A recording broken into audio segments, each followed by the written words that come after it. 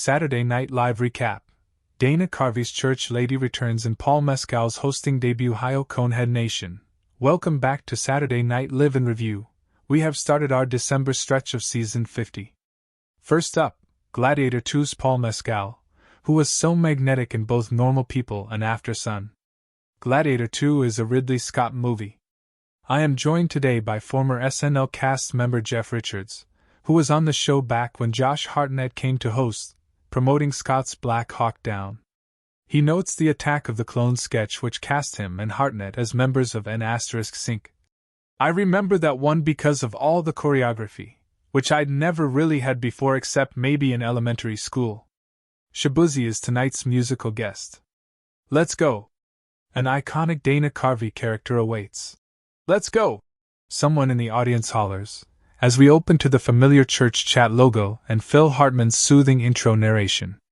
Dana Carvey's iconic character jokes about Sabrina Carpenter, and how Jesus Christ was the best carpenter. The classic "Satan!" echo fails to land with the crowd.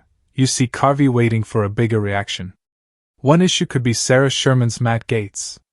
That bit of Trump news is old hat by now, and Sherman's casting and emasculating appearance is so unnecessary at this point. Usually I enjoy Sherman's brand of live sketch work, but this gets a huge thumbs down. David Spade appears as the next guest, Hunter Biden. This exchange is better received, it's way more timely, and "Isn't that special?" gets a nice response. Carvey, of course, has a podcast with Spade, so we are like 4 layers deep on SNL lore here. Here's a 5th layer. Spade recently knocked an interview I did with Alex Moffat during an episode. Not nice. Marcelo Hernandez plays Juan Soto. Church Lady takes him to task. Satan had a good year. The Church Lady choir coos, name-checking the likes of Diddy. Church Lady last appeared in season 42 during Weekend Update to talk about the November 2016 presidential election. Back in season 41, Ted Cruz, played by Taran Killam, and Daryl Hammond's Trump were Church Lady's guests for what it's worth. I am unclear why we are going to the Church Lady well now. I get Carvey's Biden was essential earlier this season, but feels like that was the most relevant moment for such a legendary, incisive cultural sketch character. But this echoes that they should just call Carvey a cast member. A montage of Mescal crying. As he makes clear, he is game for emotional scenes and nude emotional scenes. Safe to say, not a ton of comedy on the resume, he says. He checks off some of the stereotypes about being Irish. This reminds me of something off Late Night. He's doing well until Marcelo Hernandez shows up in short shorts. Why did they interrupt him with this? Mescal regains form and ends well. He feels lucky to be here. This was charming. Didn't need Hernandez though. Parents, Joachim Gardner, are welcoming their college-aged son, Mescal, home for dinner when they request he take off his hat at the dining room table. A surprise. He recently got his ear pierced with some friends. They overreact, with references to Ben Shapiro, Metallica and going to work naked. Mescal accuses them of homophobia. They think he's being an edgelord. Gardner delivers a tour de force here, drop-kicking Nana out of the window. She mutilates her own ear to make a point.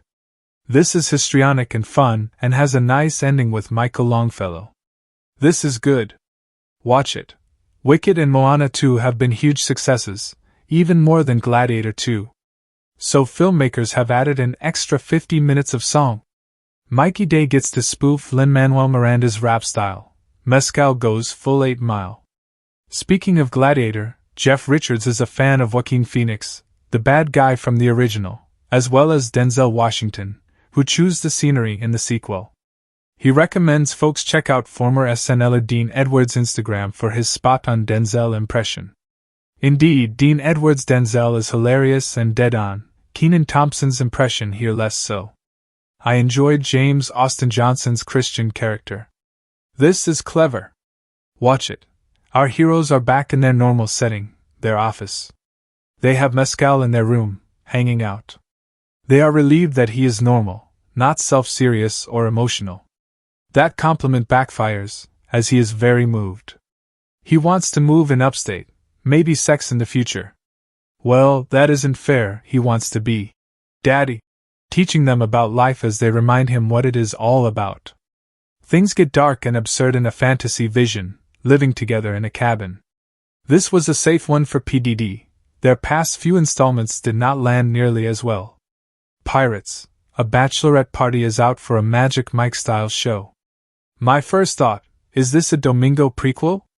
It's mostly the same performers, but I note Dismukes is in the review. Instead, this is a male stripper pirate story, practically straight from Pirates of the Caribbean. The women lament the wild level of detail and lack of skin. Okay, this isn't Domingo. Hernandez's stripper has scurvy and gets thrown overboard. Joaquim has a funny moment, but otherwise I was not moved by this. Shaboozey, good news, performance. This country ballad was released last month. All he needs is a little good news. Jeff Richards jokes. As far as Shaboozey goes, I don't know a lot of his music, but my overall feeling is when you have Shaboozey, you can't lose. Why? Colin Jost jokes about the suspect wanted in the fatal shooting of United Healthcare CEO Brian Thompson and says one reason the shooter got away was that most cops in the city were guarding the tree outside their office. The murder happened only 3 blocks away from 30 Rock. The show joking about NYC crime actually has a long history. Other jokes, Trump in Paris, Biden in Africa, Diddy. Che tells a very smart joke about time travel. Che and Jost have great chemistry tonight. Lots of laughter at each other's jokes. NFL season is halfway over, and Heidi Gardner comes out. Her Dookie son was drafted this year, so she's new to fame. She wants Shaboozey and comments on a Jost joke about cucumbers. Hernandez plays her athlete's son, he is dead behind the eyes. I like this Hernandez performance better than the braying act earlier in the show. Some people should not get famous, Che notes, as the camera cuts to Jost. It is the last day of a trial. Paul Mescal tells his attorney, Dismukes, he has not argued his case at all. His only advice was to have him wear a crazy green suit and a Devo hat with a beard. He calls Sarah Sherman to the stand. She was a witness to the trial's robbery. She attempts to point out Mescal, but Dismukes has loaded the courtroom with 20 people dressed just like Devo. Yes, I know what you are all thinking. Devo was the musical guest back in Season 4. SNL lore. The Devo extras all shuffle. Dismukes tries to sell his desperate plan. He tries Plan C. He wants the case dismissed. If the judge doesn't agree, he will kill himself. Good Dismukes work. Fun. Huge crowd reaction when they hear that guitar work for this jam. Jaquan performed the original, Tipsy, during the season 29 finale, which was hosted by the Olsen twins. It was the 4th single from his album Where I've Been, Isn't Where I'm Going.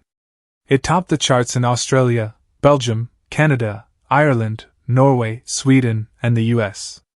It is nominated for Song of the Year, Best Country Song, and Best Country Solo Performance at the 67th Grammys, while Shaboozey is nominated